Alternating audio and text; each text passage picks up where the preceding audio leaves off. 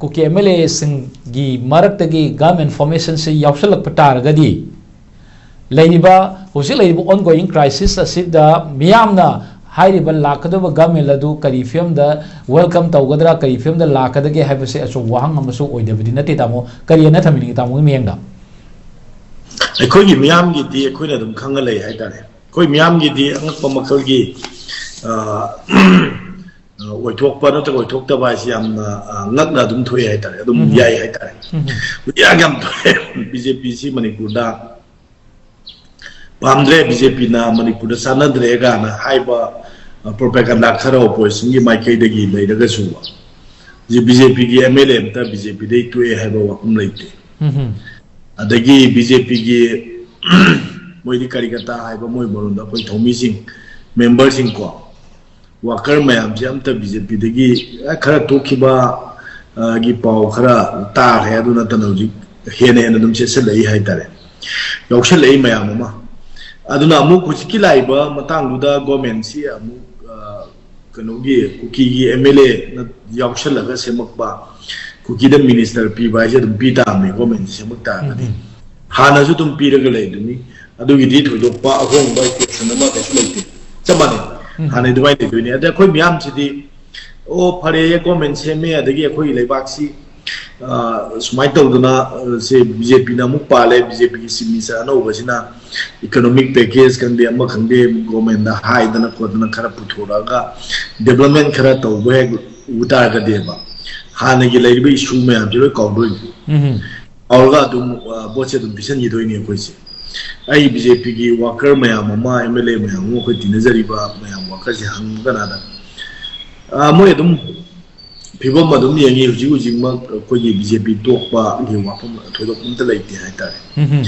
di vote naksila ga vote to nimit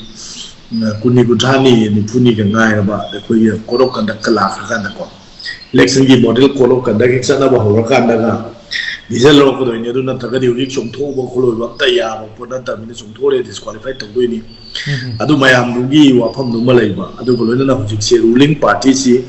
BJP se delhi da dum lai bani na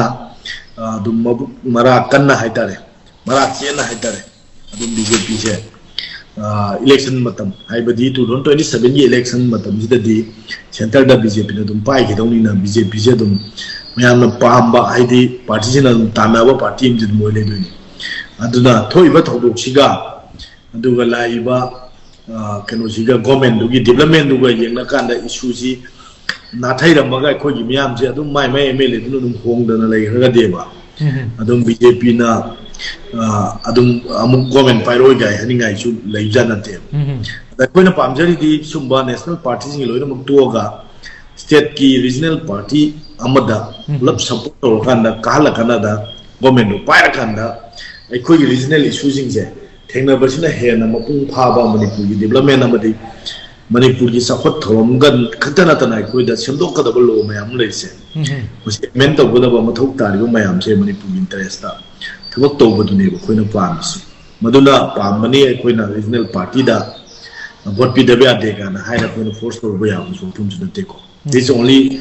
for the opinion in the interest of the manipur gi interest the regional party gi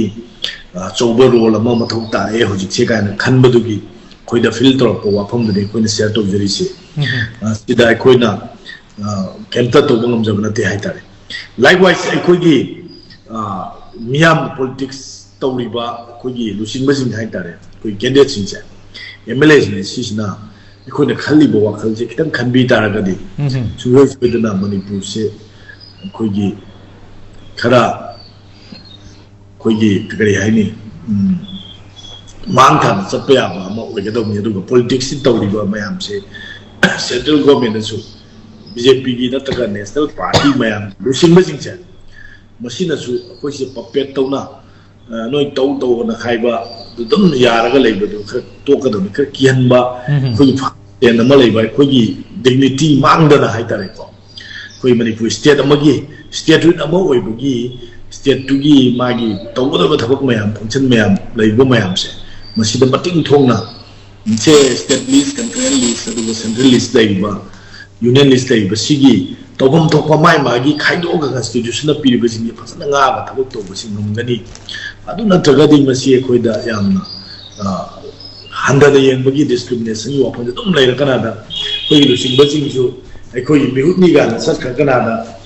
असोमदा अखोइ मिहुत ओइबगी गस्तुदा थबक तौब ngमदबगी अवाबा याम थेंगनादा कोई काई फिरु खुंबा तो दुथोक नै सुमाय थमनी